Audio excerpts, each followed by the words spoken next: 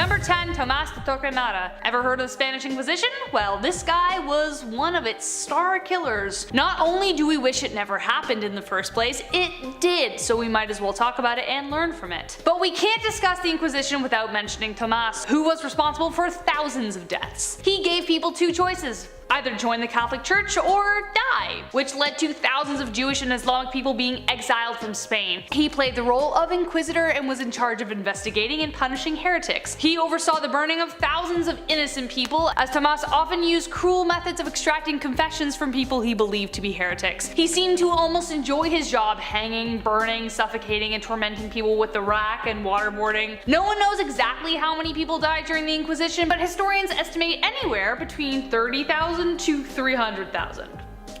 Pretty wide gap there. Number 9. Caligula. Man, his name is too fun to say. Too bad he wasn't a fun guy. It's better I tell you now that essentially this list is a depiction of what happens when the wrong people get their hands on power. From 37 AD to 41 AD, Caligula ruled as if he was some kind of mad god that needed to be satisfied. Not only did his addiction to gambling cause a nightmare for the economy, he seemed to delight in suffering. In the first 3 months of his rule, he made his people sacrifice 160,000 animals in his name. When he first took over as ruler, people actually liked him though. He made helpful political reforms and recalled exiles, but most people blame his future tyranny on a brain fever that befell him later on. He blew money on lavish projects, some still helpful like aqueducts, to building a 2-mile long floating bridge across the Bay of Bali so he could ride his horse across it day after day. He even ordered his men to attack the sea by collecting shells with their helmets. His lascivious love affairs included copulating with the wives of his allies and even allegedly his own sisters. Caligula's reign was equal parts terrifying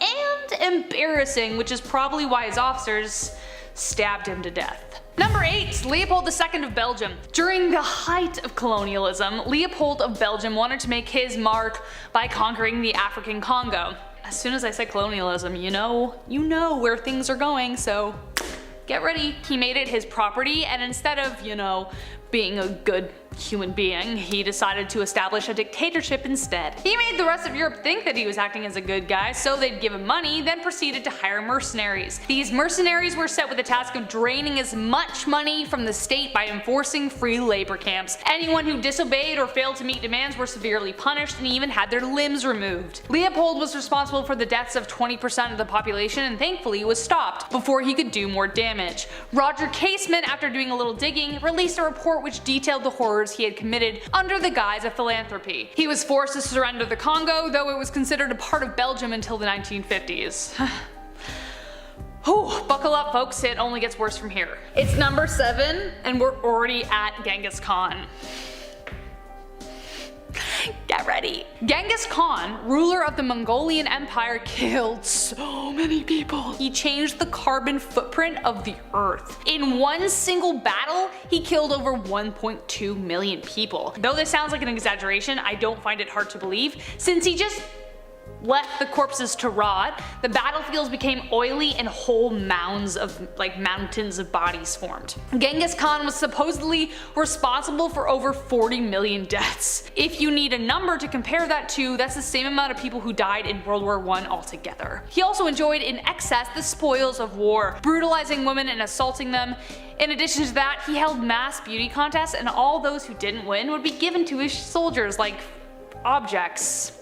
Because of that, around 16 million people are said to be descendants of him today. That's how many people Many people blame his brutal and ruthless upbringing, as Khan very much had to raise himself under the mentality to kill or be killed. He even killed his own brother at age 10 just for not sharing food. He was also horrendous when it came to tormenting his betrayers. Some ways include pouring molten silver down their throats and sawing people in half while they were still alive. Oh, and he killed 75% of the population of Iran and tried to commit an entire genocide.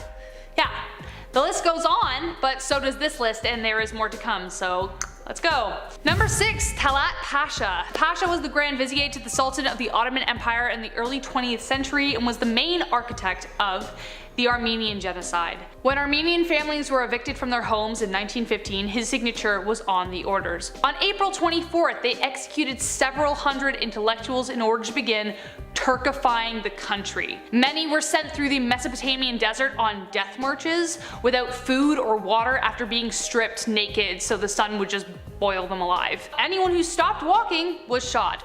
He also created a special organization made of killers and ex-convicts who were ordered to carry out the liquidation of the Christian elements. They drowned people in rivers, threw civilians off cliffs, even crucified and burned people alive. Yup, this happened in the 1900s, by the way. So there are about 600,000 to 1.5 million reasons we wish this man never existed, because that is how many people Pasha was responsible for killing.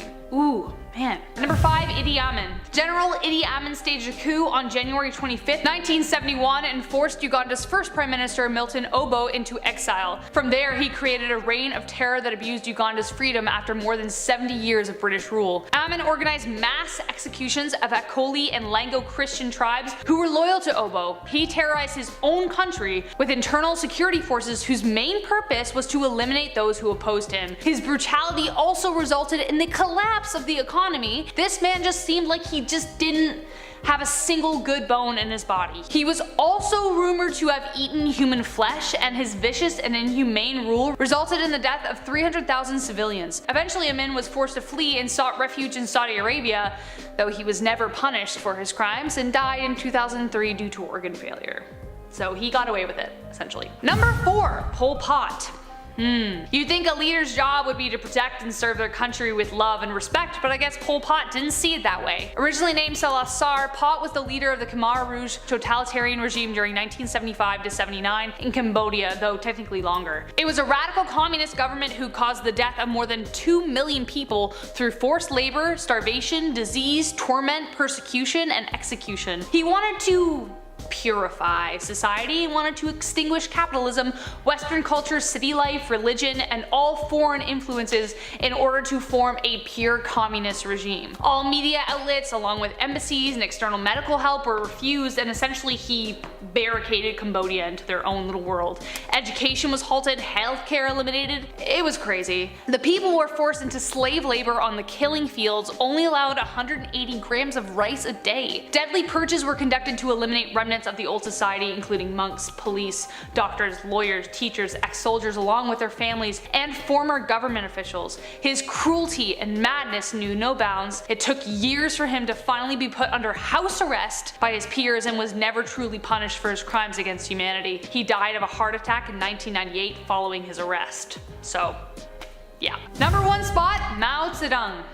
Ready? I don't think anyone can be. Mao Zedong during 1966 to 1976 turned China into a house of fear by eradicating 65 million people. In his attempt for a socialist China, he killed anyone that got in his way, kinda like Stalin, through execution and mass starvation. His biggest threat was the intellect, and revered Emperor Shi Huang, who buried 460 scholars and sought to surpass him by burying alive 46,000 scholars. Yeah, my stomach turned when I read that. That's awful. He coined his operation the Great Leap Forward. To combat rising resistance, he created the Red Army, composed of girls and boys from the ages of 14 to 21 to roam cities and target enemies of the state, especially their teachers. He would make the teachers wear dunce hats, cover their faces with ink, and make them crawl on all fours and bark like dogs. He also expanded a system of 1,000 forced labor camps. Most amazing, fam. I could go on, but I honestly don't have room. It just seems like there's no end to all the awful things that he did.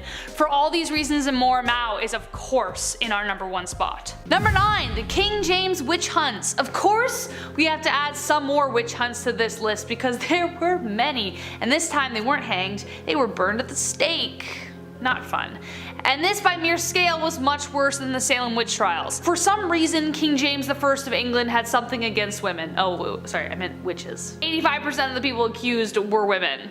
King James believed that he and his Danish bride had been specifically targeted by witches after encountering a dangerous storm while trying to cross the North Sea, which by the way is notoriously bad to cross anyways. He believed the storm was conjured and the first he accused was Galis Duncan. Her employer David Seaton forced a confession out of her through torment, after which she named several accomplices. Duncan retracted her confession, but it was too late. The witch trials began, and in 1591 Agnes Sampson confessed that 200 witches sailed to the church of North Berwick on Halloween night in 1590. There the devil preached to them and they began to plot the king's destruction. The convicted witches were burned at the stake, a much more terrifying way to die than by hanging, even though that's still bad, and over 100 were implicated, with many being executed. Because how do you disprove something that's not real? Number 8. Zombies. A real life zombie apocalypse, anyone? For me, no thank you.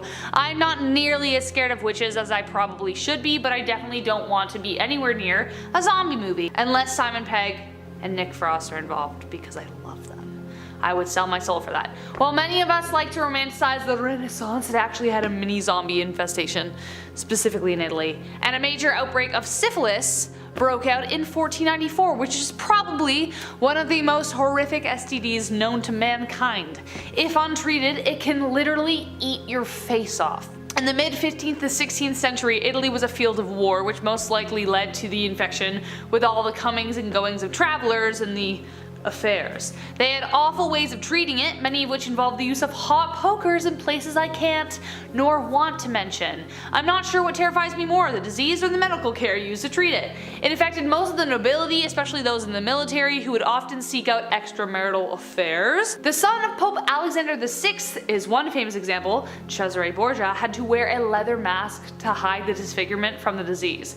But if you couldn't hide behind the wealth, then you were left wandering the streets in a terrifying half-melted, feverish state. Number 7. Pompeii. A massive world-ending explosion? Suffocating thousands and covering their corpses with lava sound great to anyone? No, me neither. The fact that people still live in and around Pompeii astounds me. You know it could happen again, right? Right around lunchtime on August 24th, 79 CE, a huge earth-shattering eruption blasted volcanic debris all over the city of Pompeii. Over the next few days, clouds of blistering hot gases swarmed the city, buildings were destroyed, the population was either crushed or suffocated. The city was literally covered in ash and stone for centuries until it was finally unearthed in the 1700s. I visited the city, and the stone corpses frozen in whatever position they were in when they died is haunting, to say the least. Absolutely terrifying. Mount Vesuvius, the volcano mentioned, sits above an 154-mile-deep pit of magma, and scientists think it's overdue for an eruption. So yes, I would take the Salem witch trials over that any day. Number 4. The Spanish Inquisition. Ah yes, the classic Monty Python joke. But if it is a joke, then why is it on here? Well, good friends, that's because it was terrifying. And we are talking about witch trials, and this is kind of like that. Nobody knows exactly how many people died during this time, but it's estimated to be anywhere from 30,000 to 300,000. Big jump. Basically, it was a purge of non-believers by the Vatican, especially those in the Jewish community. Tomás de Torquemada was one such evil man during the event who played the role as Grand Inquisitor for a time. If you weren't Catholic, you were given 2 choices. 1, convert, or 2, be burned at the stake for heresy. There was really no in between. He, along with many others, used cruel measures of torments, and even worse, do you want to know how long this lasted? Yes. Nope, not 10 years, not 15, 350 years. Number 2, Khmer Rouge. Orchestrated by Cambodian leader Pol Pot, the Khmer Rouge was one of the most horrific points in history. Much worse than the Salem witch trials. It's like, that's nothing compared to this. During 1975 to 79, the totalitarian leader caused the death of over 2 million people through forced labor, starvation, disease, torment, persecution, and blatant execution. Pot and his radical communist society was trying to purify society in order to make capitalism and other Western ideologies disappear. I can't even begin to imagine how terrifying this would be to live through. This is the real 1984. He cut off all media outlets along with communication communication with embassies, education was stopped, healthcare was eliminated. He basically locked Cambodia off from the rest of the world. He knew that anyone with intellect would threaten his regime, so he eliminated anyone who symbolized that, even people who wore glasses. There was the police, doctors, lawyers, teachers, ex-soldiers along with their families. He took all of them out. He forced everyone into what became known as the killing fields and forced them to work off of only 180 grams of rice a day. It took years for his peers to finally have enough of him and lock Pot away under house arrest, but even then he was never really truly punished. Khmer Rouge was finally overthrown by invading Vietnamese troops in 1979, but it was only until the 1990s to the early 2000s after Pot died that prosecutions began. Starting us off at number 10 is divorce. Well, today you can pretty much get a divorce for, well, really any reason you want. That wasn't always the case. In fact, prior to being able to file over irreconcilable differences like most couples do now, pretty much only men were allowed to divorce their wives, not the other way around. Unless, that is, the wife could prove her husband's impotence, as it was seen as a woman's legal duty to bestow a child to her husband. If he couldn't give her the goods per se, she could file for an annulment of the marriage. But how did the court go about proving this, you ask?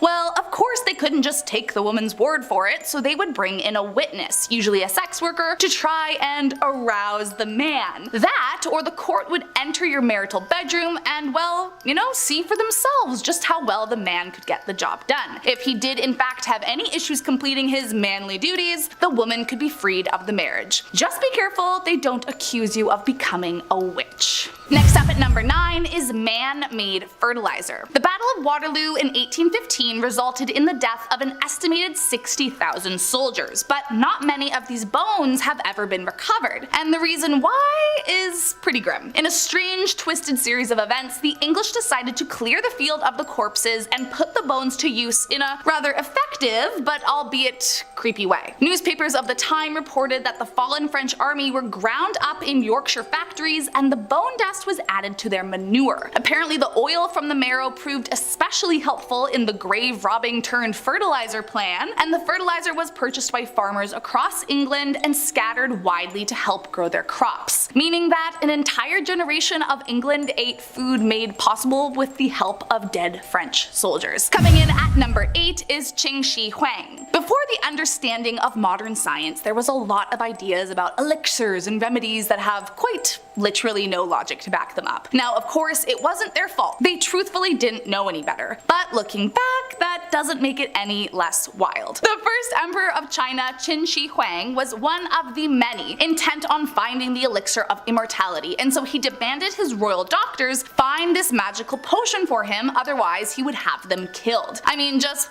real low stakes stuff. Eventually, likely under the duress of not wanting to be killed and also probably not knowing what they were doing, they offered him a magic potion that they promised would bring him eternal life. The magic potion, however, was actually just mercury, and the emperor ended up dying from poisoning himself. A bit ironic that in the pursuit of eternal life, he actually only made his life shorter. Coming in at number 7 is Henry Rathbone. During school, we all learn about John Wilkes Booth, who assassinated President Lincoln at the Ford's Theater in Washington. But did you know that that wasn't the only tragedy to occur due to that night's events? In the theater with Lincoln that night was his wife, along with Henry Rathbone, a military officer, and his girlfriend Clara. At the time of the assassination, Rathbone saw Booth and tried to save Lincoln, but Booth stabbed him before he could reach the president. Although he physically survived the attack, he left with a deep-seated guilt about not being able to save the president's life. 2 years went by, and despite trying to move on from the tragedy by marrying Clara and starting a family, his mind never fully recovered and he became more and more paranoid about the world around him. He began claiming to hear voices speak to him from behind the walls that would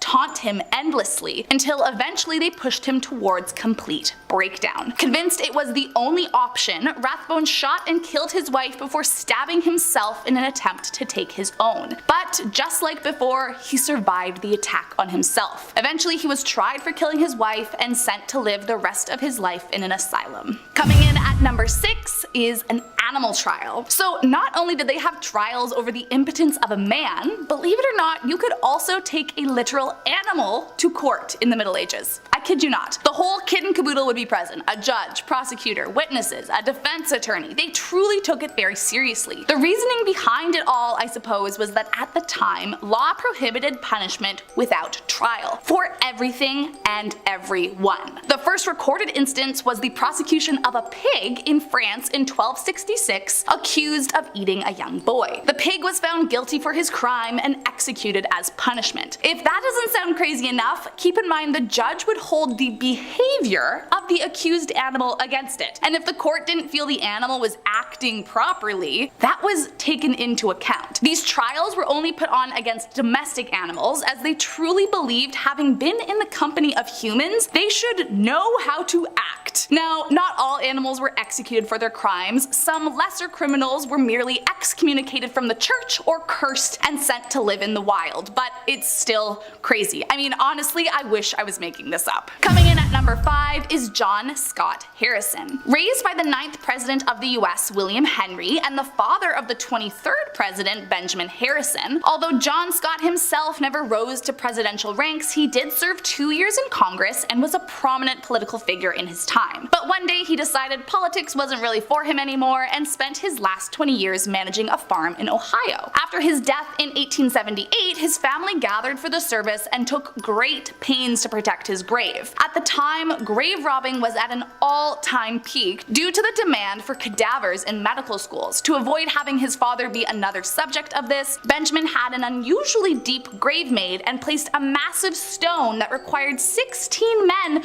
to move placed on top of his casket. For extra measure, he then covered the whole ordeal in cement, then placed small wooden pegs below the surface of the covering so that he could tell if it had been disturbed. Oh, and he hired a security guard to watch it day and night for the next 30 days. After noticing a nearby family friend's grave had been exhumed, Benjamin and his nephew went to go and track it down. They managed to obtain a warrant for the Medical College of Ohio, and with the help of a detective went to retrieve the corpse of their dear friend. When they arrived, they found a dissecting room on the top floor, but to their surprise they couldn't find who they were looking for. Instead, they happened upon a body that looked strangely familiar, and when they removed the rags covering the head, they were horrified to discover it was the corpse of one Mr. John Scott Harrison. How the grave robber managed, we will never know. Next up at number 4 is La Custa. The Pax Romana is known for being one of the most peaceful times in history. The Romans had pretty much conquered what they set out to, and so they began to,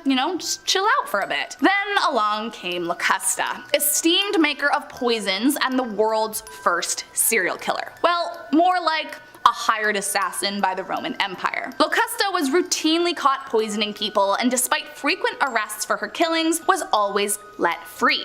Why is that? Well, the Empire got word and decided they could use her to their advantage. Her first big gig came from Empress Agrippina to kill her husband, Emperor Claudius. Locusta complied with glee and assassinated the emperor. However, soon after, Agrippina threw her under the bus for the crime. But now, under the ruling of Lord Nero, he saved her for his own devilish plots. For the next 15 years under Nero, she worked consistently and was even awarded for her service. Locusta received a villa and even a small staff to help her in her poisonous endeavors. Nero even went as far to provide her with her own school for the profession. But after Nero was sentenced to death, Locusta lost her security blanket and lawful immunity and was executed by the emperor for her crimes. Coming in at number 3 is Gilles De Rais. Joan of Arc is, rightfully so, credited as a certified badass and patron saint who was a major defender of the French during the 100 Years' War. Among her most supportive and trusted allies was Gilles De Rais,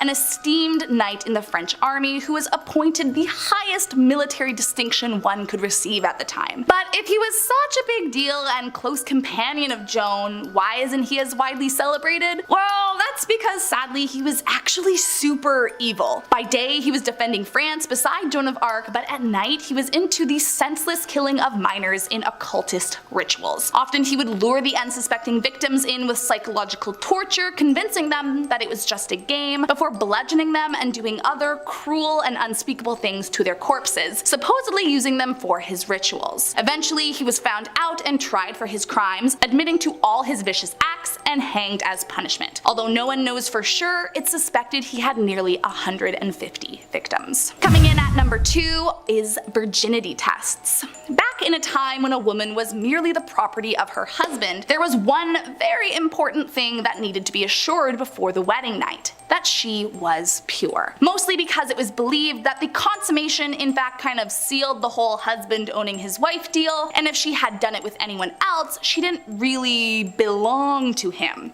Charming. So to ensure that their potential wife was worth the dowry, suitors would perform virginity tests on their brides to make sure they weren't getting a second-hand woman, if you will. Such tests included inspecting their urine, as it was believed a virgin's urine would be clear. Other times they would give the woman a special potion, and if she could refrain from peeing, she was a virgin, as if a bladder was any indication of that. Sometimes a physician would be hired to inspect the woman's downstairs area, as they believed they could literally just tell by looking at it. Most common though was to inspect the sheets after the marriage was consummated. If there was blood, hooray, a virgin. If not, well then it was assumed she was a liar and her husband was legally entitled to compensation for being swindled into marrying her. And last up today are syphilis zombies. Sometimes it's easy to forget just how much antibiotics have changed the world around us. While nowadays a shot of penicillin can keep an early onset of the STI at bay, back in the day it could quite literally be the end of you. In fact, in 1494, Italy experienced one of the worst outbreaks in history, and if you didn't know any better, you might have thought it was a zombie apocalypse. Of course, before there was any kind of real understanding about how these types of diseases could be spread or caught, people were, let's just say, having a lot of fun with each other. But on the flip side of that, if they caught the infection, it would cause flesh to literally dissolve off their bodies until their inevitable death within a few months. It was also widely believed that bedding a virgin could cure you of the disease, so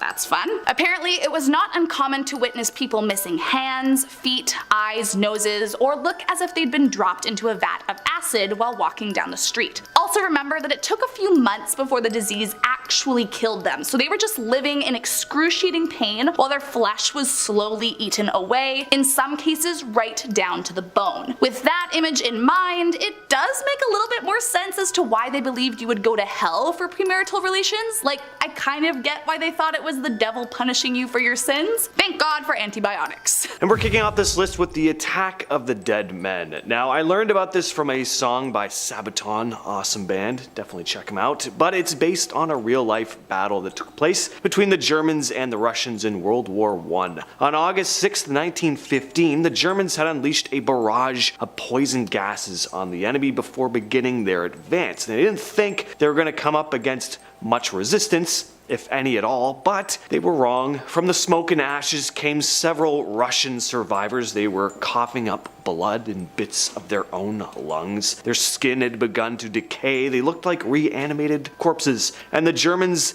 immediately turned around and just booked it back where they came. They were so frightened that some of them became entangled in their own barbed wire traps, and the Russians started opening fire on the fleeing soldiers. World War I just sounded like literal hell on earth, and the Germans on that day probably thought they were actually seeing the dead come to life. Pretty horrifying. Number 9, Destinies of the Soul. I thought it was only evil books like the legendary Necronomicon that were supposedly bound in human flesh. But it turns out that this was a more common practice than you might think. Destinies of the Soul, published at some point in the 1880s, is just one of the many books that were bound in human skin back in the good old days. And where does this book sit now? Harvard. It's been there since some point in the 1930s. Bound with Human Skin by Dr. Boland, who wrote on the inside stating, "This book is bound in human skin parchment on which no ornament has been stamped to preserve its elegance. By looking carefully you easily distinguish the pores of the skin. A book about the human soul deserved to have a human covering. I kept this piece of human skin taken from the back of a woman. It is interesting to see the different aspects that change this skin according to the method of preparation to which it is subjected. The practice of binding books this way, it was known as something I can't pronounce. Look it up there. Maybe we'll just write it. I'm not going to bother. It's going to take hours. Anyway, it dates back to the 16th century. Next up, we have the Champawat tiger. In the late 19th to early 20th century, this tigress was responsible for the deaths of an estimated 436 people in Nepal and the Kauman area of India. And that's single-handedly, mind you. This tiger was basically the real-life version of Shere Khan. At the time, her natural habitat was being destroyed to make way for farmland and timber, and many of its natural food sources were being hunted by humans in large numbers, so food was a bit scarce, and in response the tiger decided to just eat humans, and it did. Now, tigers don't often hunt down humans and eat them, but in this case she didn't really have much choice. In 1907, the rogue tiger was finally shot by Jim Corbett, an Indian-born British hunter and tracker. This tiger wasn't the only one he hunted down either. He was a colonel in the British Indian Army and was often called upon to track and slay man-eating tigers and leopards, but none were as tough as the Champawat tiger, who holds the record for the highest human death toll of any single animal. Next up on the list is Tarare. He was a guy from France in the late 1700s who became famous or infamous for his super disturbing eating habits. He had this crazy appetite and would eat tons of food, even live animals. He'd gobble down a whole bunch of apples, a meal meant for 15 people. He'd even take to devouring cats and dogs. Tarare didn't stop at regular food though. He once ate a live eel whole and even swallowed a snake after taking off its skin. Doctors and curious people began taking note of him, trying to figure out why he ate like he did. They thought something might be wrong with his stomach that made him feel full and just never gain weight. At one point he was hospitalized and his disturbing behavior just got worse. He was once found eating parts of corpses and drinking human blood. The mystery was never completely solved and he eventually passed away when he was 26. In at number 6 we have Ancient Teeth Whitener. Now this one's just kinda gross, but if you're looking to whiten your teeth and you're on a budget, could be worth a try. Just don't say I recommended it, because I am not. So the Romans used to use urine to whiten their teeth. They dilute it with water or goat's milk and I don't know, I guess swish it around like mouthwash. The thing, it's as nasty as it sounds. It did apparently work. There is ammonia in urine which acts as a cleansing agent. You can find ammonia in cleaning products like glass cleaner, for example, nowadays. Now, I'm not sure what they would have done about their breath. Not much point in having pearly white teeth if you smell like number one. It's kind of weird to think if you saw someone back then with a nice set of exceptionally bright white teeth in their mouth, you'd think man, that dude swishes a lot of pee. Were people grossed out back then too? Where they're like, oh, here we go again. Gotta whiten these teeth. Things I do for these champas. Or were they just really casual about it? I'm starting to realize why this fact wasn't brought up in school. First of all, you'd never be able to get the class under control. You know, some kid would try it as a dare. The parents would be like, what are you teaching our kids? It would be a whole thing. Number 5, the headless chicken. This whole incident began in 1945 in Colorado. A farmer named Lloyd Olson tried to lob off the head of one of his chickens because it was time for dinner and his wife was going to prepare a meal for his mother-in-law. Most of the head came off, but he missed the jugular and most of its brainstem was still intact. He attempted to prep the chicken for dinner, but it was still alive. So instead of trying again, he decided to just take care of it. He used an eyedropper to give it water and would feed it small bits of corn and grains. But this day would change the course of both the Olson family and the chicken forever, as this headless bird would soon skyrocket to fame, becoming known as Mike the Headless Chicken. Together they toured the US, with Mike being showcased in freak shows and circus sideshows, which I think are pretty much the same thing. He was photographed for magazines. Everyone wanted to meet Mike the Headless Chicken. Chicks wanted his autograph. He was a sensation for 18 whole months before finally dying in 1947. The Blood Eagle. So this was a form of punishment carried out by Vikings, and it's pretty brutal. The Blood Eagle was a practice used on particularly bad enemies, traitors, or those who were deemed dishonorable. The recipient of this lovely procedure was restrained, laying face down on the ground. On their back, they would have the image of an eagle with its wings spread out, carved into them. Then the victim's ribs were separated from the spine and kind of splayed out, so in the end they'd almost have this appearance of wings coming out of their back. And finally the lungs would be pulled out and like splayed over the ribs, which would kind of flutter in the wind like the wings of a majestic eagle. What a cool party trick. Sounds like a fun time to be alive.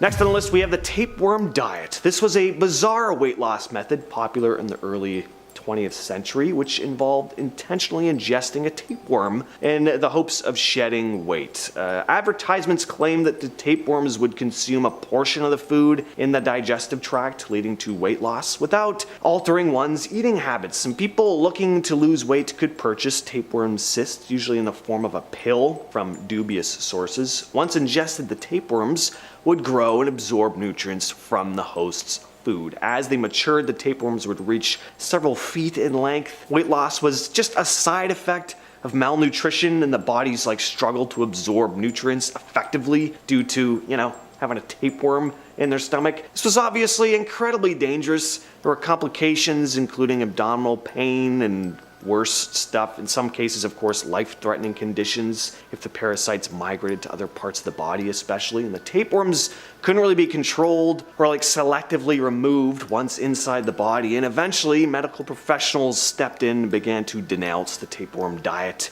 as very risky and ineffective, and eventually the sale of tapeworm products started to decline, thankfully. Number 2, buried alive. Now, this is one a lot of you may know about already, but people used to get buried alive a lot, and not always on purpose. This macabre occurrence stemmed from a lack of medical understanding and limited technology. The 18th century saw especially a rise in cases of mistaken death due to various factors, like certain illnesses, accidents, comas especially. Medical professionals of the era really struggled to accurately determine whether someone was actually dead or not, leading to premature burials. Graveyards became the unintended scenes of horror, as unfortunate folks were laid to rest before they were actually dead.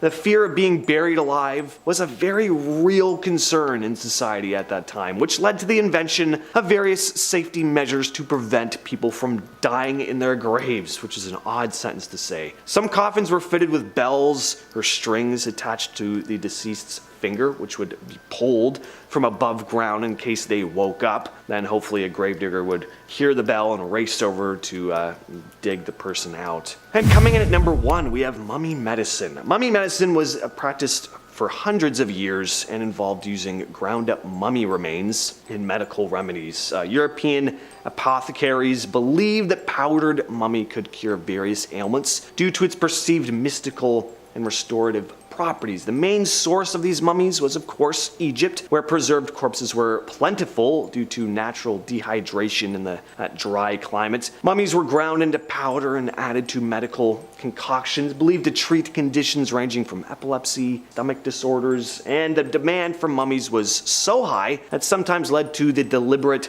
plundering of ancient Egyptian tombs. And despite this widespread use, mummy medicine lacked any real scientific basis, and over time, as medical understanding improved, the practice fell out of favor. Starting off in our number 10 spot, we have Quincy Allen. Quincy Allen is a man who went on a crime spree between July and August of 2002 where he took the lives of 4 people. His crime spree was actually inspired while he was in prison serving time for stealing a vehicle. It was here that a fellow inmate decided to start recruiting others and told him that he could get Quincy a job as a mafia hitman. When Quincy was released, he decided to buy a shotgun so he could start practicing. Man, I really wish he showed this kind of dedication to literally anything else. Quincy started off this horrific crime spree on July 7th, 2002 by attacking a 51-year-old homeless man who was sleeping at the time. Luckily, this man was able to survive the attack. His crimes continued until he was arrested on August 14th, 2002. After his arrest and trial, Quincy received a sentence of death and is still on death row awaiting execution. His sentencing did not deter him from the criminal life, however, as in 2009, Quincy, along with another inmate, planned an attack on a correctional officer at the prison they both reside. died at. Quincy was intended to be executed on January 8th, 2010, but there was a stay of execution that was accepted, and as of July 26th, 2022, literally just over a month ago, Quincy's death sentence was overturned. In our number 9 spot today, we have the Golden State Killer. The Golden State Killer is one of the most famous serial killers of all time, and he managed to elude police for 30 years. From 1973 to 1986, the GSK was responsible for taking the lives of 13 people, harming 50, and 120 different burglaries all across California. Throughout the investigation process, he used different tactics to both taunt and threaten police and victims, which is just another level of being messed up. If you don't know how this story ends, buckle up though, because it is wild. So you know those like family DNA tests like 23andMe, where you send in your DNA and then they send you back your genealogy? Well, basically these kinds of services helped identify who the real Golden State Killer was. In 2018, when Detective Paul Holes and FBI lawyer Steve Kramer uploaded the Golden State Killer DNA profile, which they were able to obtain from the crime scenes, to the website GED Match, they were able to find 10 to 20 people who had the same great-great-great-grandparents as this DNA match. From there, a genealogist made a large family tree, and then they were able to single out 2 main suspects. After covertly collecting DNA samples from one of the suspects and comparing them to the crime scene DNA, they were finally able to arrest Joseph James D'Angelo, who is the Golden State Killer. After decades of waiting, the victims of his crimes were finally able to see justice served, as he was sentenced to 12 life sentences plus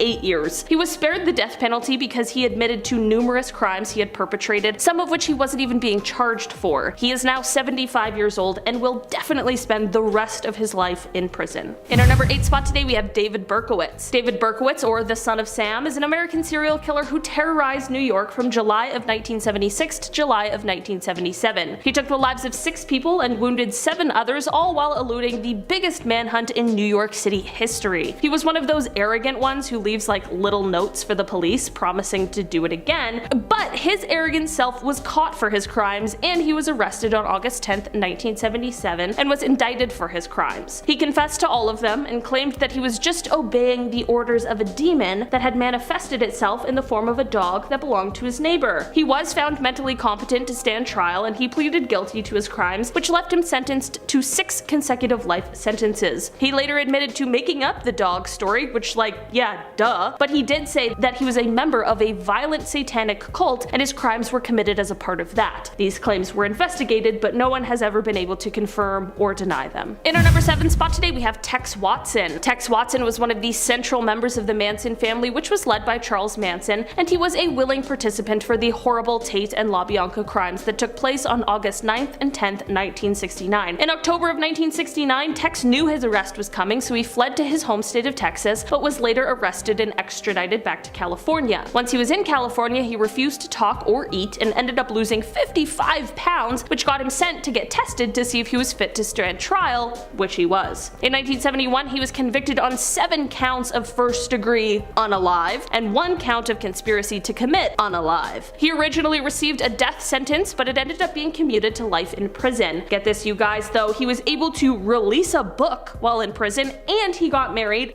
and through conjugal visits, he was able to have 4 children. 4 children. But thankfully in 1996 they banned those kinds of visits for people serving life in prison, and in 2003 he got divorced because his wife had met someone else. I hope so. In our number 6 spot today, we have Scott Erskine. Early in life, Scott began to commit violent crimes against others that I truly cannot even speak about here on YouTube, they're so bad. He spent 4 years in prison for one of these crimes when he was around 17 years old, but when he was paroled after the 4 years, he immediately began committing crimes again. In 1993, Scott invited a woman who was waiting for the bus into his home and ended up holding her hostage for several days. After letting her go, he was quickly arrested and ended up being sentenced to 70 years in prison. This is when he had to submit DNA to a database, and in March of 2001, that DNA was matched when the cold cases of the unsolved killings of Jonathan Sellers and Charlie Keever were reopened. In 2004, a jury sentenced him to death, and 6 days later he was transferred to San Quentin. In an interesting turn of events, Scott did die on death row, but it wasn't due to a scheduled execution. Scott died a couple of years ago in July of 2020 after contracting COVID-19. In our number 5 spot today, we have Charles Ng. Charles' story starts off shortly after he moved to the United States on a student visa. He dropped out after his first semester, and soon after he was involved in a hit-and-run accident. He then tried to avoid prosecution by enlisting in the United States Marine Corps, using false documents that stated his birthplace was within the United States. He was arrested by military police a year later for stealing automatic weapons, and then somehow he escaped custody, headed back toward Northern California, and this is where he met Leonard Lake, who is another real piece of work. Charles did end up going away and serving a bit of time, but it was only 18 months and he was back with Leonard, and that is when the two started their crime spree. It is believed that together the pair took the lives of somewhere from 11 to 25 different people. When Leonard was caught and brought in for questioning, he sneakily took a cyanide pill he had hidden in his jacket and took his own life, but Charles ended up standing trial. He was convicted for 11 of the killings and he remains on death row at San Quentin. In our number 4 spot today we have Sean Great. Sean is a serial killer who committed a series of crimes from 2006 until he was apprehended in 2016. Throughout his decade of criminal activity, it is thought that he took the lives of at least 5 people. So basically his story is a little confusing, but in September of 2016, Sean was arrested and later indicted for 2 killings as well as a kidnapping and harming a woman whose 911 call actually led to his arrest. At the same time, in another county next door, he was also being charged with 2 other deaths as well as another one from all the way back in 2016. This final count from all of those years ago was actually an unsolved Jane Doe case who had been unidentified for 12 years. When Sean confessed to this crime, he wasn't even sure who she was, he just said he believed her name was Dana. On May 7th, 2018, Sean was convicted on 2 of the counts, and on March 1st, 2019, he pleaded guilty to 2 of the others, and on September 11th, 2019, he pleaded guilty to the additional count. In the end, he was sentenced to death and has remained on death row since that final plea and sentencing, and he is currently scheduled to be executed in 2025. In our number 3 spot today, we have the Zodiac Killer. This one had to make it on this list because while there are a plethora of terrifying people on this list, nothing is as terrifying as an uncaught serial killer, and the Zodiac is definitely the most prolific of them all. The Zodiac Killer took the lives of 5 people in the San Francisco Bay Area between 1968 and October of 1969. He was most known for targeting young couples or a lone male cab driver. Despite 2 people luckily and thankfully escaping his attempted evil doings, he has still never been caught. While no one has heard from the Zodiac since 1974, the case remains active in many different counties, and maybe one day we'll finally know who the real Zodiac is. In our number 2 spot today, we have Dale Hausner and Samuel Dietman. Known as the serial shooters, the crimes these guys committed are definitely on the list of fears I have, which I'm pretty sure spawned from a Criminal Minds episode. These 2 were actively committing these crimes between May of 2005 and August of 2006. Basically, they were arsonists who would randomly set fire to objects, but they would also drive around and commit random drive-by shootings. That's the really scary part. The fire thing is also bad, don't get me wrong. There's just something about completely random violence that absolutely terrifies me. In the end, a series of tips is what led investigators to identify the perpetrators of these horrible crimes. In particular, one from a friend of Samuel who explained that Sam had actually confessed to some of the killings one night while drinking. In Dale's trial, he was found guilty of 80 out of the 87 felony charges that were brought forth, and that was all in one single trial. In the end, he was sentenced to death 6 times, and his brother, who was later found out to have assisted in some of the crimes, was sentenced to 25 years. Samuel was sentenced to life in prison without the possibility of parole. In our number 1 spot today, we have the Doodler. While this nickname sounds very sweet, it, like everything else on this list, is very sinister. The nickname that this unidentified killer received is due to his practice of sketching his victims before taking their lives. This unidentified killer committed their crimes in the San Francisco area from January of 1974 to September of 1975, and they specifically targeted gay men. It is believed that 14 deaths can be attributed to this killer, while 3 others were injured in the process. Unfortunately, because of the stigma and sensitivity surrounding gay men at the time, the 3 who survived this monster were very reluctant when speaking with the authorities for fear of being outed as a result of it. This has led to there being very little information for them to work with in terms of identifying the man responsible. For a while there was a primary suspect, but that person has never been officially charged because sadly, none of the survivors felt comfortable enough to testify in court. Starting off at at number 10, vampire killings. So starting us off, we have the supposed vampire killings from the 1800s. Now, spoiler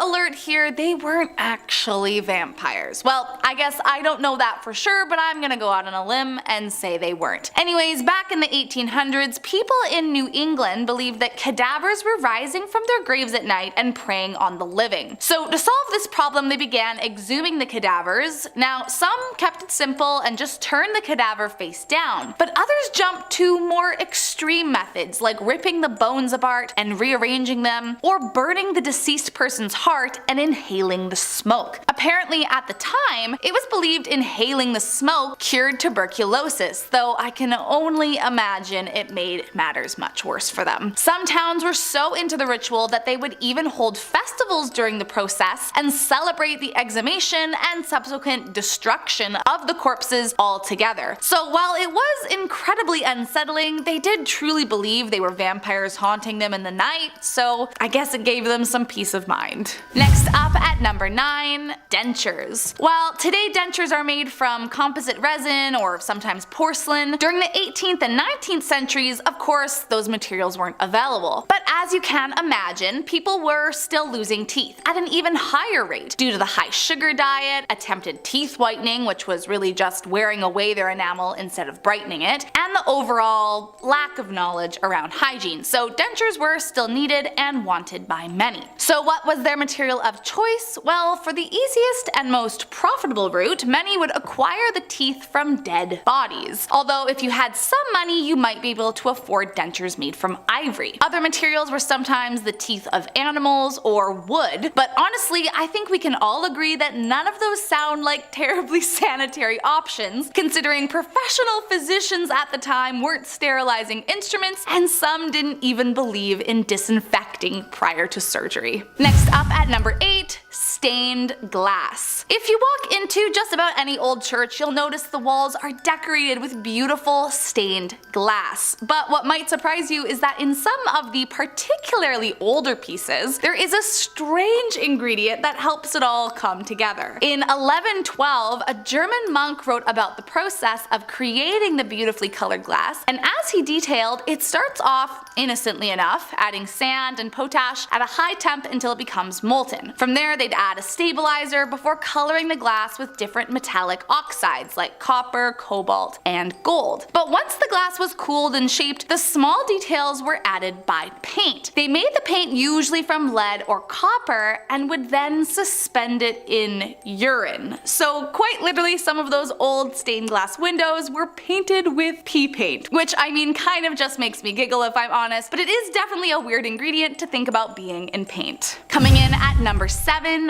leather-bound books. Nowadays, it's unusual to even find real leather on anything, but once upon a time, the leather on books wasn't even from cows. It was from people. Called anthropodermic bibliopegi, the books were made in a similar way as they would now, but obviously with one huge difference. They used human skin instead of an animal. While there are actually only 18 confirmed books of its kind that still exist, we have no idea just how many there could have been all those years ago. Allegedly, the books were usually made from executed convicts, and during the French Revolution, there were rumors that a tannery for human skin was established outside of Paris. I mean, it kind of gives me the willies to think about it, and I'm just glad we've moved on to a different material to bind our books today. Next up at number 6, Minnie Dean. Wilhelmina Dean, or Minnie as she was often referred to, was a nanny in New Zealand during 1880 and was a well-known caretaker in her town. But something was off with the woman, and soon she began having quite the dark spot on her name and career. In 1889, one of the young people under her care suddenly died, as if out of nowhere, and initially it was viewed as a freak accident, but 2 years later the same thing happened again. Now with 2 minors perished under her care, police decided to investigate further into the matter. After a bit of sleuthing, it was concluded that under Minnie's care, the 2 minors were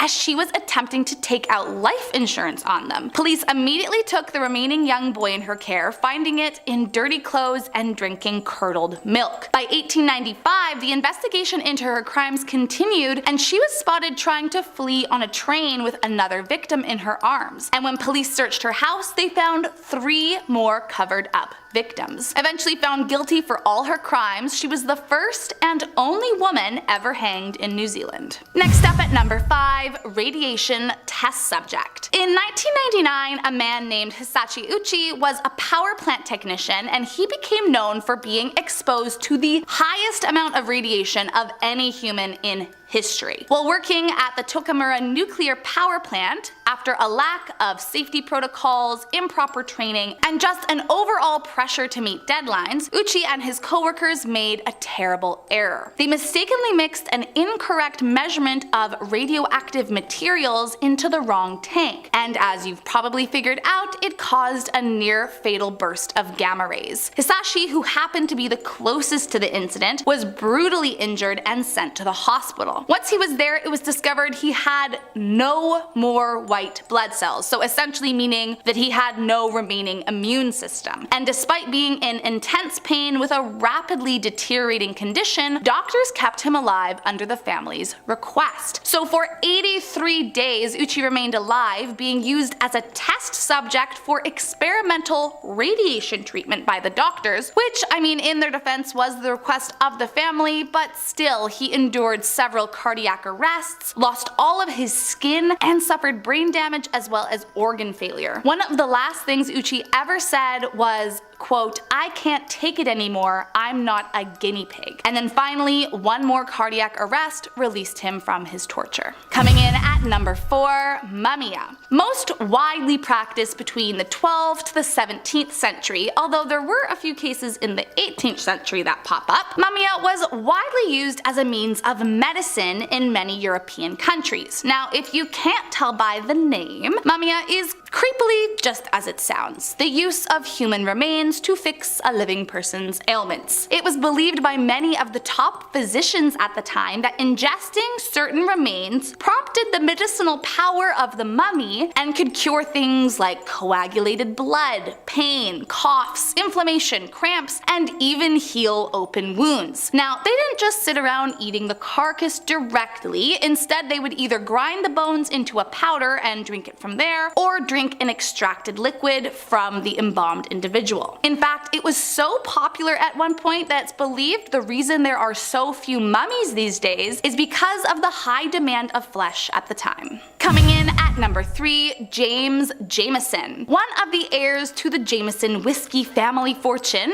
Jameson considered himself to be an adventurer of sorts and often traveled to far-off lands, detailing the trips in his diary. In 1888, Jameson decided to head out to explore the Congo, and while there he wrote about and demanded some gruesome things from the locals. So before beginning this expedition, Jameson discovered that the area he was visiting was known to have a population that participated in the eating of other humans. Apparently, Jameson set out to witness it firsthand, which, I mean, why was that his dream? A little suspicious if you ask me, but I digress. According to Asad Farhan, who was his translator for the trip, Jameson bought a girl from a trader of slaves for a few handkerchiefs and gave her over to the tribe to be.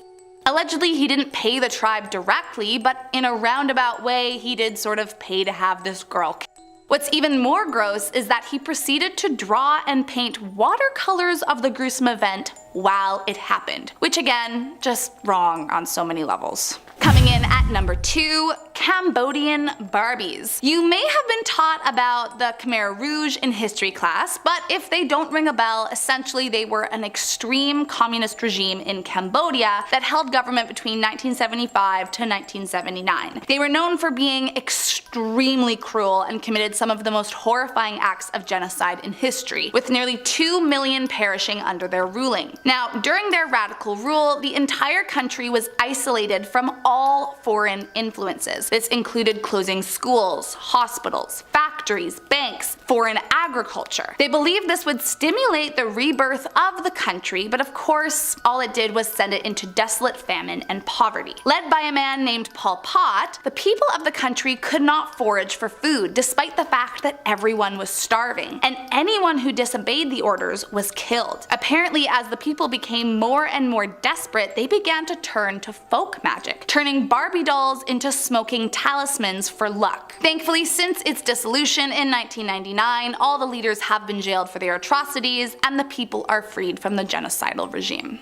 And last up, in our number 1 spot, the Rabbit Woman. Her name was Mary Toft, and in 1726 she became known throughout Surrey, England as having been the woman who gave birth to rabbits. Now, I know what you're thinking, that isn't possible. And you would be right, but still the story of how she convinced people it was real was crazy. Apparently Toft was actually pregnant at one point, but miscarried, and it could have been this that sent her into her madness. Toft began declaring that she was giving birth to various animal parts, and so her local doctor became involved in the case. At first, everyone actually believed her, as in fact a rabbit did, well, come out of her. And with a doctor backing up her claims, the king and his royal surgeon got involved. Unlike her local doctor, the king's surgeon was skeptical, and after discovering corn inside the stomach of one of the rabbits and hay in their droppings, it proved the animal hadn't developed inside Mary. Eventually, Mary Toft admitted to the hoax and explained that she had manually inserted the animals inside her to make the delivery as realistic as possible. She was immediately imprisoned for fraud, and the medical community was ridiculed for having been fooled. In our number 9 spot today, we have India in World War II.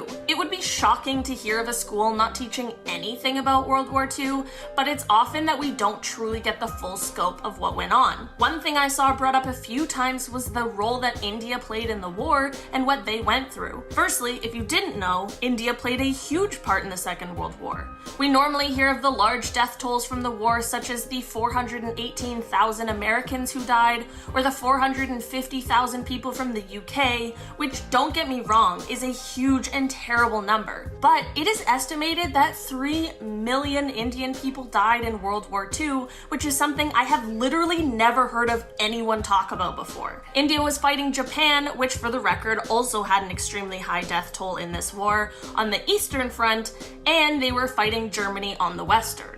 World War II is a part of our global history, so why don't we talk about it and how it affected all of the countries? In our number 8 spot today, we have the Acadian Expulsion. Before I dive into this one, guys, please don't forget to hit the thumbs up button if you're enjoying the video so far. This is something that happened in my own country, you guys, and I can honestly say this was never taught at the schools I attended.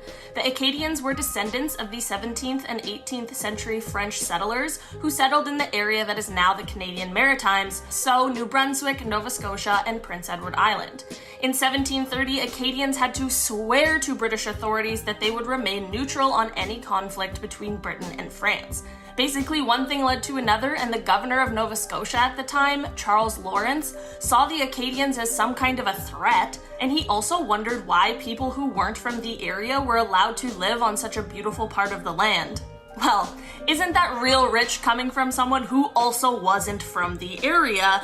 But that is a whole separate conversation. Charles tried to force the Acadians to take an unqualified oath of allegiance to Britain, and when they refused, he imprisoned them and then ordered them to be deported. A man from New England called Charles Morris came up with the disgusting idea to surround the Acadian churches on a Sunday morning and capture as many people as possible while also burning their houses and crops. This whole situation led to approximately 10,000 Acadians being deported, and apparently this whole ordeal had a fatality rate of 53% for the Acadians. This whole thing is honestly pretty disgraceful, and it's just something that we don't talk about. In our number 7 spot today, we have the Iranian Revolution of 1979. On August 19th, 1978, at the Cinema Rex in Abadan, Iran, there were hundreds of people watching a film when 4 men barricaded the doors, doused the cinema in gasoline, and lit the whole thing ablaze. This was a key event that led to the following revolution of 1979, but it truthfully had been building for quite some time, and this obviously wasn't the only event that led to this movement. This revolution was unique in the fact that it lacked a lot of the usual causes, such as a defeat in war, or a gigantic national debt, or an uprising of those in poverty. There is a lot that happened and a lot that went into this revolution, and I truly do not have time to cover in this video even half of it. But this revolution not only toppled Iran's absolute monarch, but it had worldwide political repercussions that are still seen today. In our number 6 spot today, we have Cyrus the Great. It is entirely possible that you may have learned about Cyrus the Great in school, as he was the founder of the Achaemenid Empire, but there is one thing he did that apparently a lot of us didn't know that possibly changed the course of our history. After he took Babylon over, he freed all of the captured slaves in the city and let them go back to their homelands. This included the Hebrews who were captured and enslaved from Judea. This may seem like a nice and reasonable thing to do, but it truly was more than that. By allowing these people to be free and return to their homes and continue practicing their religions, this may have been what has kept some religions alive. Without this move, it is possible that we may not have Judaism, Christianity, or Islam today, and that would have made our entire history very, very different. In our number 5 spot today, we have the Italian Renaissance dark side. When we think of the Italian Renaissance period, it is known for development and the rebirth that it caused, which makes a lot of sense considering the word Renaissance literally means rebirth. But there is one less glamorous and slightly frightening side to this period that isn't widely talked about. Sailors who had been returning from the New World at this point brought something less than lovely back with them, and that was syphilis, which spread through an entire French army. After this, the troops brought what was called the Great Pox to the rest of Europe.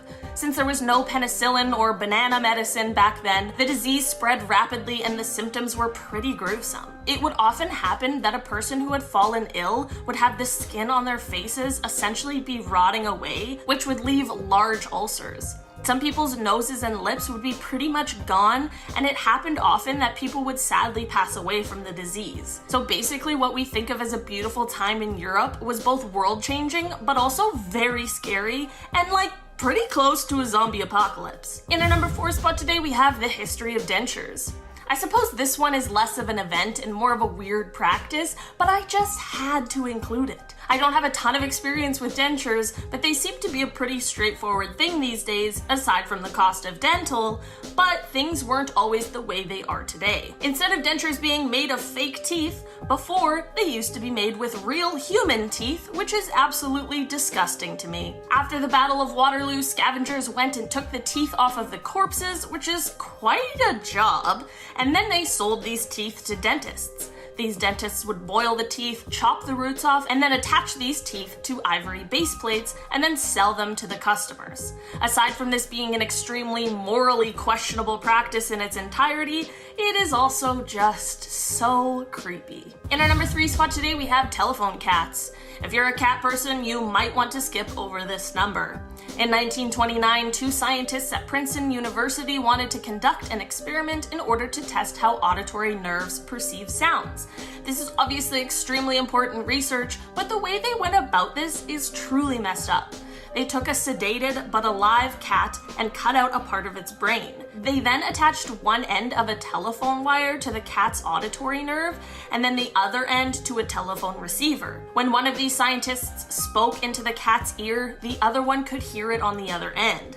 This is cool, but most definitely not an excuse to do something so inhumane. There were, of course, benefits to this experiment, and it is believed that this may have helped lead to the development of cochlear implants, which is, of course, an incredibly important scientific advancement. The worst part, however, while the cat actually survived this experiment, instead of treating it like a king for the rest of its life like it truly deserved, these scientists instead decided to kill it to see if the experiment would still work on a dead cat. It didn't. In our number 2 spot today, we have the smallpox pandemic. I'm sure at some point or another, most of us learned about smallpox and the epidemic, which is something that we luckily don't really have to worry about much anymore. But one thing a lot of people explained that they didn't know was how badly it devastated indigenous peoples. Europeans who came over to America brought with them a multitude of diseases that they would have had some immunity to, considering it was likely their bodies had encountered it before. But this was not the case for those already living on the land that is now referred to as North America. Indigenous Americans not only had no immunity towards this disease, but also their traditional ways of treating illness may have only exacerbated the symptoms. Because of course, how could you possibly know how to treat something that you've never seen before and with no help from the people who actually do know? It has been estimated that the spread of this disease caused the population of Indigenous Americans to decline by 70%. That is absolutely insane. There's a theory that this spread of disease may have been one of the only things that led to the colonization of North America. In our number 1 spot today, we have the Tulsa Massacre. This is one that many people, including people from Tulsa, explained that they didn't really learn much about in school. This event occurred on May 31st and June 1st of 1921, and it has actually been called the single worst incident of racial violence in American history. This happened in the Greenwood district of Tulsa, Oklahoma, and basically just mobs of white racist people went out and attacked black residents and businesses. What started this was when a 19-year-old black man named Dick Rowland was accused of harming a 17-year-old white girl, and he was subsequently arrested, and there were rumors that he was going to be lynched. This of course drew a bunch of racist white people out of their homes to participate, but then a group of around 75 black men also showed up to make sure that he didn't get lynched. One thing led to another, and a firefight broke out that led to 10 of the white people and 2 of the black people being killed. After this, all hell broke loose. Just last year, the last living survivor of the massacre, R&B and jazz saxophonist Hal Singer, passed away at the age of 100. And just last year, this massacre finally became a part of the Oklahoma State curriculum, and it's about time. Only a century too late. I also feel like in that I didn't include, but I should have said, that thing after the lynching was like only the beginning of it, and then everything got crazy and way more people died, and it was really destructive. I just didn't want anyone to think that I was making it seem like it wasn't as bad as it was, because it really was.